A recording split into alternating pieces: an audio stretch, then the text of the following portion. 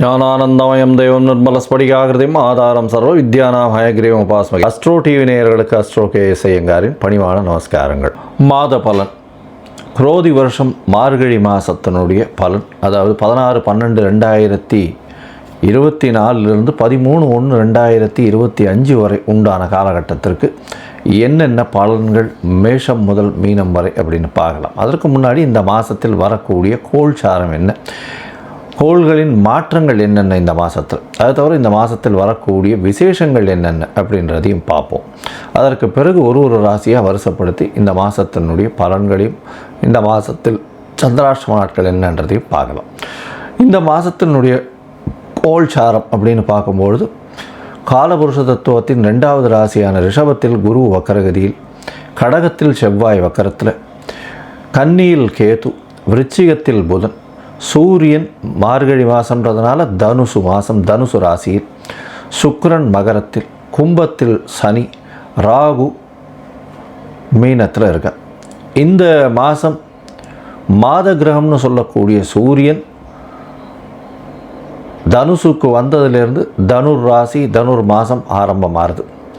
அதாவது நம்ம சௌரமான மாதங்கள்ன்றதை கொண்டு நம்ம அதில் அந்த வழக்கத்தை வச்சுட்டு இருக்கோம். சந்திரமான மாதம் சௌரமான மாதம்னு இருக்குது. இது சௌரமான மாதத்தை இது பழக்கத்தில் கொண்டு வர்றதுனால சூரியன் ஒரு ராசியிலிருந்து மற்றொரு ராசிக்கு செல்றதை சௌரமான மாதம்னு சொல்லுவோம். விருச்சிகத்திலிருந்து தனுசுக்கு சூரியன் வர்றதை தனுர் மாதம் அப்படின்னு சொல்லி நம்ம மார்கழி மாதம் குரோதி வருஷத்தை ஆரம்பிக்கிறோம். இந்த 30 நாட்களில் பார்த்தாலேயானால் சுக்கிரன் மாறுறார். 30/12/2024 அன்னைக்கு மகரத்திலிருந்து கும்பத்திற்கு சுக்கிரன் மாறுறார். அது தவிர புதன் 1/1/2025 அன்னைக்கு விருச்சிகத்தில் இருக்கக்கூடிய புதன் தனுசுக்கு போகிறார். இது இந்த மாதத்தினுடைய மாத கிரகங்களினுடைய மாற்றம். பொதுவாகவே மாத கிரகங்கள்னு சொல்லக்கூடியது சூரியன், செவ்வாய், புதன் மற்றும் சுக்கிரன், இந்த 4 கிரகங்கள். இதில் செவ்வாய் இந்த மாதத்தில் மாற்றங்கள் இல்லை, அவர் வக்கரகதியில் இருக்கார். நீச்சம் பெற்று போய் வக்கரகதியாக இருக்கிறது ரொம்பவும் விசேஷம். சரி, இந்த மாதத்தில் என்னென்ன விசேஷ நாட்கள் வருது அப்படின்னு பார்த்தாலேயானால் 17ஆம் தேதி 17/12/2024 அன்னைக்கு பார்த்தாலேயானால் இது ஸ்ரீ ரமண மகரிஷியினுடைய 145வது ஆராதனை, அதாவது 145வது ஜெயந்தி அன்னைக்கு. அது ரொம்பவும் பெரிய விசேஷம். ரமண மகரிஷி தெரியாதவங்களே கிடையாது, ரொம்ப பெரிய விசேஷத்தை, அதாவது பெரிய மகானவர். இந்த மாதத்தில் 23/12/2024, 24/12/2024, 22/12/2024 இந்த 3 நாட்களும் பார்த்தாலேயானால் பொதுவாகவே அஷ்டகா அன்வஷ்டகான்னு சொல்லுவாள். அதாவது தேய்பிரையில் வரக்கூடிய சப்தமி, அஷ்டமி, நவமி, மார்கழி மாதம், தை மாதம், மாசி மாதம், பங்குனி மாதம், இந்த 4 மாதங்களும் தர்ப்பணம் பண்ணுறது ரொம்பவும் வசதி. அஷ்டகா அன்வஷ்டகான்னு சொல்லுவாள். பொதுவாகவே ஒரு வருஷத்துக்கு 96 நாட்கள் நம்மளுடைய பித்திருக்களுக்கு தர்ப்பணம் கொடுக்கணும்னு சொல்லியிருக்கு. அதில் இந்த மார்கழி மாதத்துலேருந்து மார்கழி, தை, மாசி, பங்குனி இந்த 4 மாதம் 3 நாள் சப்தமி, அஷ்டமி, நவமி, அதாவது தேய்பிரையில் வரக்கூடியது, அது கொடுக்கறது மூலியமாக 12 நாட்கள் இது அஷ்டகா அன்வஷ்டகாவினுடைய தர்ப்பணங்கள்னு சொல்லுவாள். இதுக்கு உண்டான மேலும் சிறப்புகள் உங்களுடைய வைதிகர்களை கேட்டு தெரிஞ்சுக்கோங்க. இந்த மாதத்தில் வரக்கூடியது பார்த்தாலேயானால் 25ஆம் தேதி அன்றைக்கி 25/12/2024 அன்றைக்கி காஞ்சி காமகோடி பீடாதிபதி, அதாவது அவருடைய மகா பெரியவர்களுடைய ஆராதனை வருது. அது ரொம்ப பெரிய விசேஷம். அதற்கு பிறகு 30ஆம் தேதி அன்றைக்கி 30/12/2024 அன்றைக்கி அமாவாசை மற்றும் இந்த மாதத்தில் வரக்கூடிய மூல நட்சத்திரம். அதனால் மார்கழி மூலம் ரொம்ப பெரிய விசேஷம், அனுவ ஜெயந்தின்னு சொல்லக்கூடியது. அதனால் ரொம்ப பெரிய விசேஷம் மார்கழி மூலம்.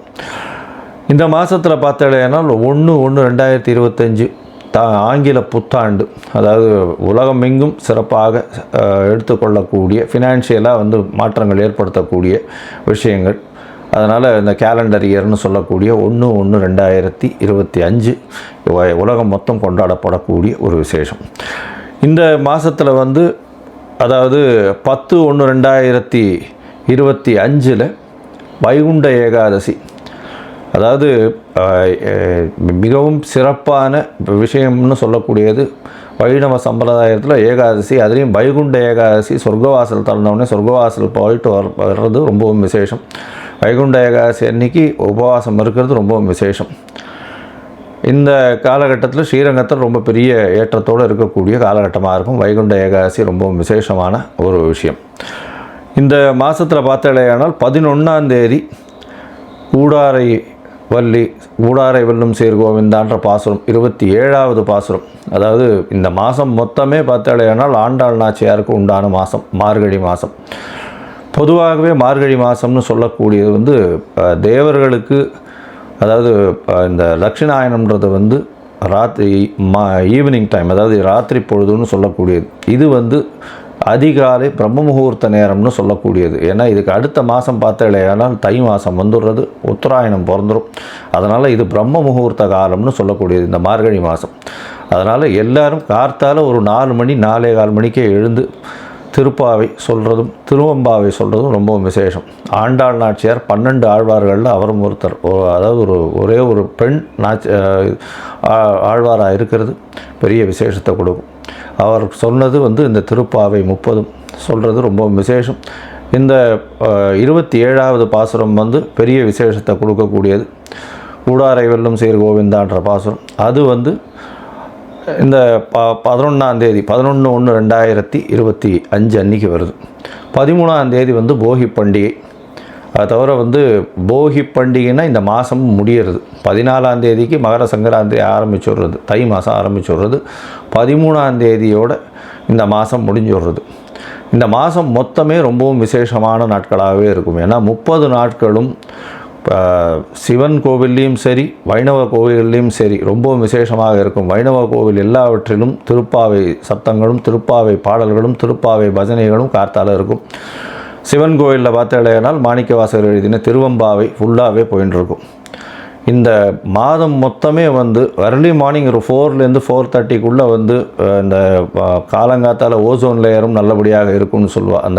அந்த மாதிரி அர்லி மார்னிங் எழுந்து வெளியில் போய் அந்த சில்னஸில் இருந்து மூச்சு பயிற்சி பண்ணுறது, அதை தவிர அந்த பஜனையில் சேர்ந்துக்கிறது, இதெல்லாம் உடல் நலத்துக்கு நல்ல ஒரு ஏற்றத்தை கொடுக்கும். இந்த மாதமே ரொம்பவும் வெற்றிகரமான மாதமாகவும் இருக்கும். சரி, இந்த மாதத்தில் மேஷம் முதல் மீனம் வரை, அதாவது மார்கழி மாதம் அந்த குரோதி வருஷத்தில் மேஷம் முதல் மீனம் வரை என்னென்ன பலன்கள் இருக்குதுன்னு பார்ப்போம். அதுக்கு முன்னாடி என்னுடைய மொபைல் நம்பர் கீழே ஸ்க்ராலிங்கில் போயின்னு இருக்கோம். உங்களுக்கு அஸ்ட்ராலாஜிக்கல் கன்சல்ட் தேவைப்பட்டதுன்னா எனக்கு ஒரு ஃபோன் பண்ணுங்க. உங்களுடைய date, time, place of birth, உங்களுடைய பெயர் மற்றும் தாய் தகப்பனார் பெயர் அனுப்புங்க. என்னுடைய கட்டணம் என்னன்னு சொல்கிறேன். அந்த கட்டணத்தை அனுப்பினதுக்கப்புறம் உங்களுடைய ஜாதகத்தை போடுறேன். சந்தி இருக்கான்னு பார்க்கணும். உங்களுடைய ஜாதகத்தில் லக்ன சந்தி, ராசி சந்தி, நட்சத்திர சந்தி, நட்சத்திர பாத சந்தி, இதெல்லாம் எது இருக்குது அப்படின்றத பார்க்கணும். ஏன்னா பொதுவாகவே பார்த்தோம்னா எனக்கு தெரிஞ்சவா என்கிட்ட வரக்கூடிய கிளைண்ட்ஸ் எல்லாம் பார்த்தோம்னா 40 வயசு, 50 வயசு, 60 வயசு ஆகுது. அவளுக்கெல்லாம் பார்த்தோம்னா மிருகசீரிஷ நட்சத்திரம் நினச்சின்னு சொல்லிட்டு இருக்கா. ரிஷப ராசின்னு சொல்லிட்டு இருப்பா, ஆனால் மிதுன ராசியில் இருப்பா. ஏன்னா உடைப்பட்ட நட்சத்திரங்களில் பார்த்தாலேயானால் இந்த பாதங்கள் மாறுபடும் பொழுது பொதுவாகவே அது ராசியும் மாறுபட்டு போயிடும். அதாவது குரு நட்சத்திரம், செவ்வாய் நட்சத்திரம், சூரிய நட்சத்திரம் இதெல்லாம் ரொம்ப பெரிய மாற்றத்தை ஏற்படுத்திடும். அதனால் எந்த ஒரு பாதத்திலையும் மாற்றங்கள் இருந்ததுனால் நிச்சயமான மாற்றங்கள் தெரியும். ஆனால் இந்த உடைப்பட்ட நட்சத்திரங்களில் ராசியே மாறிடும். அப்போ லக்னமும் மாற செய்யும். அதனால் எல்லாமே மாறக்கூடியதுனால உங்களுக்கு நல்ல காலம் நடந்துகிட்ருக்கும்னு நினைக்கும் பொழுது அது பிரச்சனையில் இருக்கும். என்னென்னு பார்த்தாலும் சந்தியில் இருக்கும். அதனால் முதல்ல உங்களுடைய டைம் ஆஃப் பர்த்தை போட்டு சந்தி இருக்கான்றதை முதல்ல குறித்ததுக்கு அப்புறம்தான் உங்களுக்கு ஜாதகத்தை போட்டு அதற்கப்புறம் அப்பாயின்மெண்ட் உங்களோட பேசுகிறேன். என்ன எளிய பரிகாரம் அப்படின்றதையும் சொல்கிறேன். சரி, இப்போது மேஷம் முதல் மீனம் வரை குரோதி வருஷம் மார்கழி மாதம் எப்படி இருக்குன்னு ஒன்றா பார்க்கலாம். சிம்மம், மகம், பூரம், உத்திரம் இந்த 3 நட்சத்திரம் 9 பாதங்களை கொண்ட ராசியின் அதிபதி சூரிய பகவான். இந்த மாதம் பார்த்தாலேயானால், அதாவது மார்கழி மாதம் பார்த்தாலேயானால் குரோதி வருஷத்தில் பொதுவாகவே மாத கிரகங்கள்னு சொல்லக்கூடியது ஒரு ராசியிலிருந்து அடுத்த ராசியில் போகக்கூடிய கிரகமான சூரியனை பேஸ் பண்ணி தான் நம்ம மாதத்தை சொல்கிறோம். ரிச்சிக ராசியில் இருக்கும் பொழுது கார்த்திகை மாதம்னும் அந்த சூரியன் தனுர் மாதத்தில், அதாவது தனுசு ராசியில் போகும்பொழுது தனுர் மாதத்தில் சொல்கிறோம். மாத கிரகங்கள்னு சொல்லக்கூடிய சூரியன், புதன், சுக்கிரன் மற்றும் செவ்வாயினுடைய மாற்றத்தை வச்சு தான் மாதத்தினுடைய ப்ரெடிக்ஷன்ஸை கொடுக்குறோம். இந்த மாதத்தில் பார்த்தாலேனா நம்ம வந்து சௌரமான மாதங்கள் அப்படின்ற ஒரு விஷயத்தை கடைப்பிடிக்கிறோம். இது வந்து சூரியன் ஒரு ராசியிலிருந்து அடுத்த ராசிக்கு போகக்கூடியதை சொல்லக்கூடியது. இந்த மாதம் உங்களுடைய ராசிக்கு 5ஆம் இடத்துல சூரியன் போயிருக்கார். சூரியன் 5ஆம் இடத்துல இருக்கிறது விசேஷம். உங்களுடைய ராசிக்கு பார்த்தாலும் 5ஆம் இடத்துல இருக்கிறதுனால உங்களுக்கு பதவி, அந்தஸ்து, சுய கௌரவம் அதெல்லாம் வந்து நிறைய வரக்கூடிய வாய்ப்பும், ராசிக்கு 5ஆம் இடத்துல சூரியன் இருக்கிறதுனால குழந்தைகள் மூலியமாக பெருமையும் குழந்தை பிராப்தியும் ஏற்படக்கூடிய வாய்ப்புகள் நிச்சயமாக உண்டு. ராசிநாதனே 5ஆம் இடத்துல இருக்கிறது பெரிய விசேஷம். அதை தவிர பார்த்தாலேயானால் 5ஆம் அதிபதி 10ஆம் இடத்துல இருந்து வக்கரகதியில் இருக்கிறதும் நல்லது. ஏன்னா 10ஆம் இடத்தில் இருந்து வக்கரகதியில் இருக்கிறதன் மூலியமாக உங்களுடைய தொழிலில் பெரிய ஏற்றம் கிடைக்கக்கூடிய காலகட்டமாக அமைய போகிறது. ராசிக்கு 2ஆம் இடத்துல கேது போவான். அதனால் பேச்சில் ரொம்ப கவனமாக இருக்கும். தேவையற்ற இந்த காசிப்பிங் இந்த மாதிரியான ஒரு லூஸ் டாக்ஸ் அதெல்லாம் விடாதீங்க. எந்த ஒரு விஷயத்தையும் ஒன்றும் அதை கண்டுக்காமல் போயிடுங்க. பேசணும்னு முடிச்சுட்டிங்கன்னா அது வந்து முடிவு எடுத்துட்டிங்கன்னா கொஞ்சம் பொறுமையாக இருந்து பேசுகிறது ரொம்ப நல்லது. நீங்கள் பேசக்கூடியதை தவறாக புரிந்து கொள்ளக்கூடிய வாய்ப்புகள் நிச்சயமாக உண்டு. இந்த சிம்மராசிக்காரர்கள் பார்த்தாலேயானால் 10ஆம் இடத்துல குரு பகவான் வக்கரகதியில் இருக்கிறது பெரிய விசேஷம். இந்த மாதத்தில் பார்த்தாலேயானால் உங்களுடைய ராசிக்கு 4ஆம் இடத்துல புத பகவான் இருக்கார். 4ஆம் இடத்துல இருக்கக்கூடிய புதன் நல்ல ஒரு படிப்பை கொடுக்கக்கூடிய காலகட்டமாக இருக்கும். படிக்கக்கூடிய மாணவர்களுக்கு நல்ல ஒரு ஏற்றம், அதுவும் வந்து இந்த படிப்பின் மூலியமாக வெளிநாடு வெளியூர் போகணுன்னு பார்த்துட்டு இருக்கவர்களுக்கெல்லாம் பெரிய ஏற்றம் கிடைக்கும். ஏன்னா ராசிக்கு 4, 9 அதிபதினு சொல்லக்கூடியவர் ஒரு மிகப்பெரிய சுவர் உங்களுக்கு. அவர் உங்களுடைய ராசிக்கு 12ஆம் இடத்துல நீச்சம் பெற்றாலும் வக்கரகதி அடைகிறது உச்சம் பெற்றதற்கு சமம். இதன் மூலியமாக வெளிநாடு போய் படிக்கணும்னு நினச்சிட்டு இருக்க ஆளுகள்லாம் நிச்சயமாக வெளிநாடு போகக்கூடிய பாக்கியம் உண்டு. ஏன்னா 9, 12 தொடர்பு வருது. படிக்கக்கூடிய மாணவர்கள் நிச்சயமாக வெளிநாடு போவார். சமசப்தமத்தில் சனி பகவான் இருக்கார். அதனால் எதிராளிகளை நம்ப வேண்டாம். எதிர்பாலனத்தோடு ரொம்ப ஜாகிரதையாக இருங்கோ. நண்பர்கள் மூலியமாக நல்ல ஒரு ஏற்றம் கிடைக்கக்கூடிய காலகட்டமாக அமையும். இருந்தாலும் நண்பர்கள் வந்து சில நேரம் வந்து அவர்கள் தனக்கென்று, அதாவது செல்ஃபிஷ்னஸ் கொஞ்சம் அதிகமாக இருக்கும். அவங்களுடைய செல்ஃபிஷ்னஸ் உங்களுக்கும் வந்து ஹெல்ப்ஃபுல்லாக இருக்கும் சில நேரத்தில். அதனால் 7ஆம் இடத்துல இருக்கக்கூடிய சனி பகவான் ஆட்சி பெற்ற சனி பகவான்றதுனால தனக்குன்னு எடுத்து வைத்து கொள்ளும்போது உங்களுக்கும் சேர்த்து எடுத்து கொடுக்கக்கூடிய வாய்ப்புகள் நிச்சயமாக உண்டு. இந்த மாதத்தில் ராசிக்கு 8ஆம் இடத்துல ராகு பகவான் இருக்கிறதுனால மறைந்த இடத்துலேருந்து பொருள் செல்வங்கள் வரக்கூடிய வாய்ப்புகள் உண்டு. இந்த மாதத்தில் புதன் உங்களுடைய ராசிக்கு 4ஆம் இடத்துலேருந்து 5ஆம் இடம் போகிறார். அதாவது 1/1/2025 அன்றைக்கி போகிறார். புத ஆதித்ய யோகம் அமையிறது. இது வந்து ஏன்னா புதனும் சூரியனும் எப்பொழுதுமே அருகிலே இருக்கக்கூடிய கிரகங்கள், கூட்டு கிரகங்கள்னு சொல்லக்கூடியது. முக்கூட்டு கிரகங்கள்னு சொல்லுவாள். அதாவது சுக்கிரன், புதன் மற்றும் சூரியன். இதில் சூரியன் புதன் ரொம்பவுமே கிட்டேயே இருக்கும் எப்போவுமே. அதனால் சூரியனும் புதனும் சேர்ந்து இருக்கிறது ரொம்பவும் விசேஷம். புத ஆதித்ய யோகம்னு சொல்லக்கூடியது. இந்த காலகட்டத்தில் ராசிக்கு 2ஆம் அதிபதி 5ஆம் இடத்தில் இருக்கிறதன் மூலியமாக நல்ல ஒரு ஏற்றம், குழந்தை பிராப்தி நிச்சயமாக இருக்கும். குடும்பத்தில் நல்ல சந்தோஷமான காலகட்டமாக இருக்கும். ஆனால் பேச்சில் கொஞ்சம் ஜாகிரதையாக இருக்கிறது நல்லது. ராசிக்கு 6ஆம் இடத்தில் இருக்கக்கூடிய சுக்கிர பகவான் சமசப்தமத்துக்கு போகிறார். முயற்சி ஸ்தானாதிபதினு சொல்லக்கூடியவர் 6ஆம் இடத்துலேருந்து 7ஆம் இடத்துக்கு போகிறது ரொம்பவும் நல்லது. 6ஆம் இடத்தில் இருக்கும்போது புதுசாக கடன் வாங்கக்கூடிய வாய்ப்பு உண்டு. பார்ட்னர்ஷிப் தொழிலில் பெரிய ஏற்றம் கிடைக்கும். தொழிலில் சொந்த தொழில் பண்ணிங்கன்னா நல்ல ஒரு ஏற்றம், மாற்றம் கிடைக்கக்கூடிய காலகட்டமாக அமையிறது.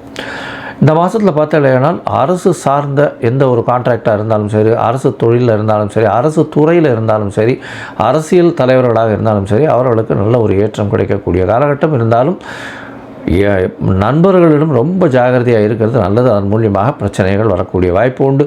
சமசப்தமத்தில் சுக்கிரனும் சனியும் இருக்கும் பொழுது உடல் நலத்தில் ஏற்றம் இருக்கும். ஆனால் உங்களுடைய எதிர்பாலினத்தோர் மூலியமாகவும், அதாவது நண்பர்கள் மூலியமாகவும் சிறு சிறு பிரச்சனைகள் நிச்சயமாக வரக்கூடிய வாய்ப்புகள் உண்டு.